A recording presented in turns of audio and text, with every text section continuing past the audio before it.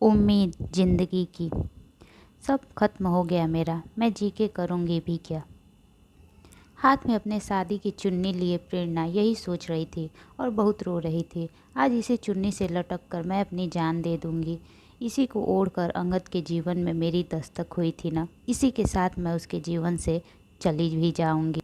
ऐसा सोचकर प्रेरणा ने उस चुन्नी को पंखे में डालकर एक फंदा बनाया और फिर पास रखी टेबल को लाकर बेड पर रख दिया। वो फिर सोचने लगी वो पल जब अंगद पहली बार उसे देखने आया था। कितना सीधा और सुलझा हुआ व्यक्तित्व है इस लड़के का।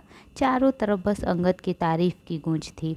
सबको एक नज़र में वो भा गया और अंगद की फैमिली को प्रेरणा भी बहुत अच्छी लगी। लगती भी क्यों ना, सुंदर के साथ साथ पढ़ाई में भी अव्वल।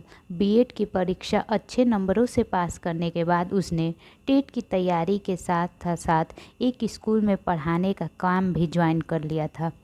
दोनों की सगाई भी बहुत धूमधाम से हुई। उसके बाद शादी में भी प्रेरणा के पिता राकेश जी ने कोई कमी नहीं छोड़ी और फिर अपने कलेजे के टुकड़े का अंगद के साथ विदा कर दिया। चारों तरफ खुशी का माहौल था। अंगद और प्रेरणा की जोड़ी लग भी रही थी बिल्कुल कमाल की।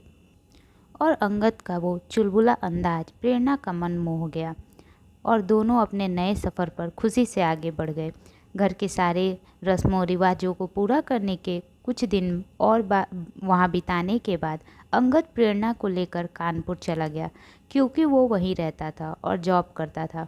कुछ समय बीत जाने के बाद एक दिन प्रेरणा अंगद से बोली, अंगद जी, मैं टेट की तैयारी के लिए कोई कोचिंग ज्वाइन करना चाहती हूँ, क्योंकि 2 महीने बाद जब उसका फॉर्म आएगा तब मैं पूरी तरह तैयार रह सकूं परीक्षा पास करने के लिए। अंगद बोला, अच्छा, परीक्षा पास करके करोगी क्या नौकरी?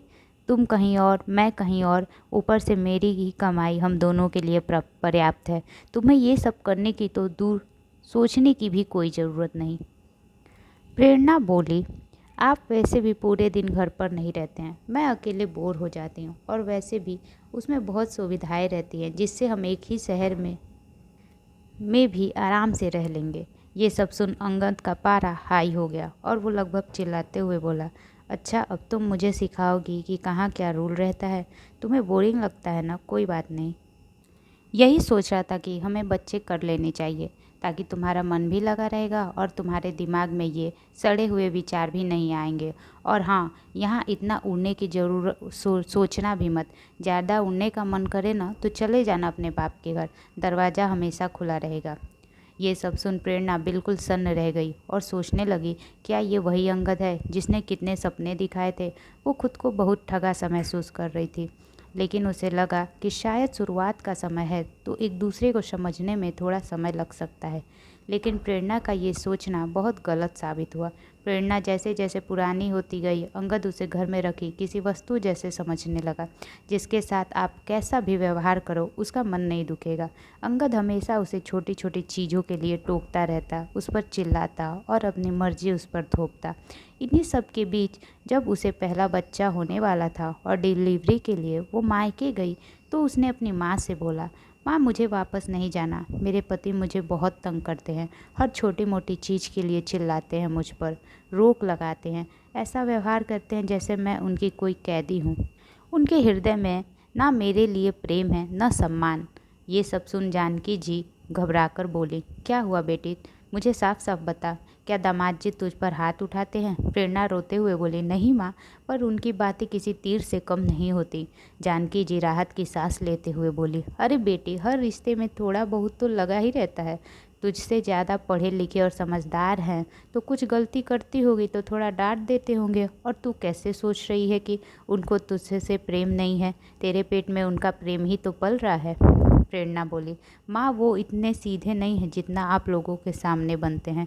प्रेरणा की बातें बीच में ही काट कर जानकी जी गुस्से से बोले, चुप कर जा तू, ये सब क्या बोल रही है?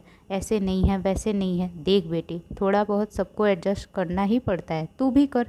तेरे पीछे 2 बहनें हैं, हमें उनकी भी शादी करनी है। तू ऐसे यहाँ बैठ जाएगी तो बिरादरी वाले क्या सोचेंगे? अरे कौन शादी करेगा इनसे? और तेरे पापा के पास कोई कुबेर का खजाना थोड़ी है कि तेरी ही 5 बार शादी करते फिरे। तेरी बहनों को भी तो देखना है। ये सब सुन प्रेरणा बिल्कुल चुप हो गई और सोचने लगी, यहाँ अपने ही मुझे नहीं समझ रहे, मैं गैरों से क्या उम्मीद करूं?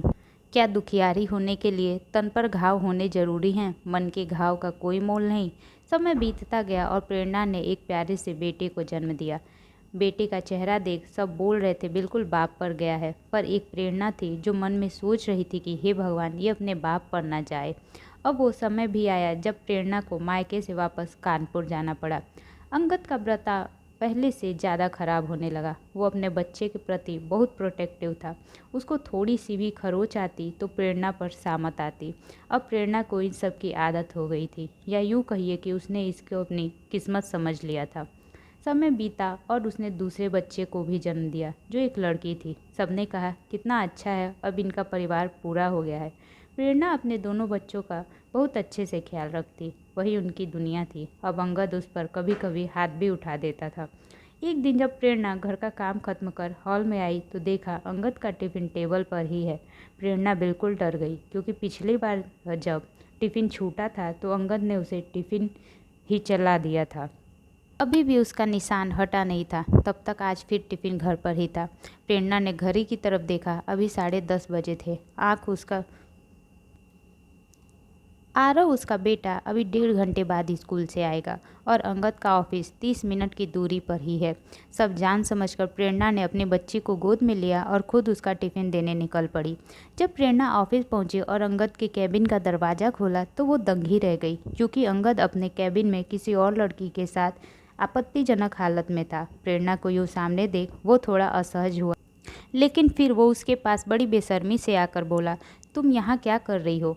गंवार औरत, तुम्हें इतना भी नहीं पता कि किसी के कमरे में घुसने से पहले नॉक किया जाता है?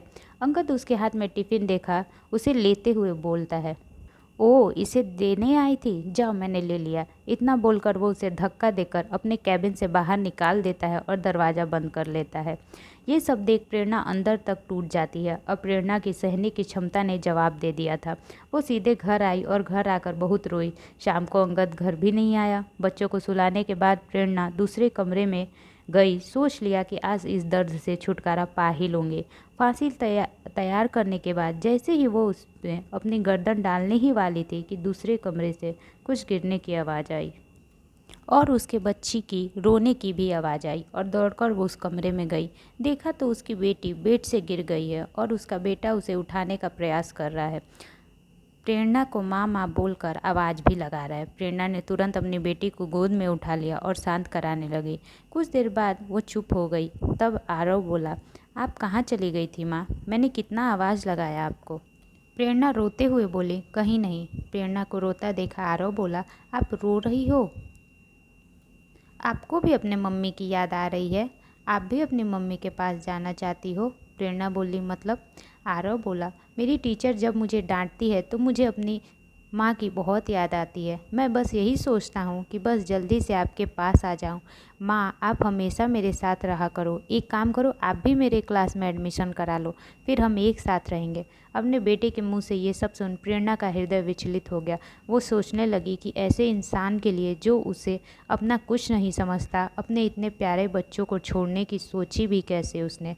वो आरव को गले लगाकर रोने लगी और बोली, बेटा मैं तुम दोनों के साथ हमेशा रहूँगी। अगली सुबह प्रेरणा ने अपना और बच्चों का सामान बांधा और वहाँ से बाहर निकल ही रही थी कि तभी अंगद आ गया और बोला, कहाँ जा रही हो? और उसका बैग पकड़ लिया। आसपास के लोग उन लोगों को देखकर रुक गए। फिर अंगद ने बोला, मैंने कहा चलो अंदर, ये क्या तमाशा है? प्रेरणा ने अंगद को झटकारा और अपनी चप्पल निकाल कर बोली, मुझे अब रोकने की सोचना भी मत, वरना यहीं चप्पल से मार के तुम्हारा असली चेहरा सबके सामने ले आऊँगे। अंगद उसका ये रूप देख डर गया और चुपचाप अपने कमरे में चला गया। प्रेरणा अपने बच्चों को लेकर सीधे अपने मायके गई, क्योंकि अभी तक एक जंग और बाकी थी। वहाँ उसकी एक बहन की शादी हो गई थी और दूसरे की तय थी। प्रेरणा को वहाँ देख बिना बताए पहुँचने पर घर वाले उससे पूछने लगे कि क्या बात है। प्रेरणा ने उस दिन सबको शुरू से लेकर अंत तक सब बताया और अपने बाप के कदमों पर गिरकर बोली, पिताजी मुझे बस 1 साल इस घर में रहने दीजिए, फिर मैं अपने बच्चों को लेकर यहाँ से हमेशा के लिए चली जाऊँगी। तब तक मुझे एक बार अपने पैरों पर खड़े होने के लिए कोशिश करने दीजिए। राकेश जी बोले, ये कैसी बात कर रही है बेटी? ये घर तेरा ही तो है, जब तक चाहे यहाँ रह सकती है और उस हैवान से और समाज की दकियानुसी सोच से लड़ने के लिए तेरा बाप अभी जिंदा है। इतना बोलकर राकेश जी अपने बेटी को गले लगाकर रोने लगे। प्रेरणा की माँ प्रेरणा से हाथ जोड़कर बोली, बेटी मुझे माफ़ कर दे, तूने एक बार कोशिश भी की मुझे बताने की, पर मैं समझी नहीं। प्रेरणा बोली, कोई बात नहीं माँ, बस अब वापस जाने के लिए मत बोलना। सब प्रेरणा के गले लगकर रोने लगते हैं।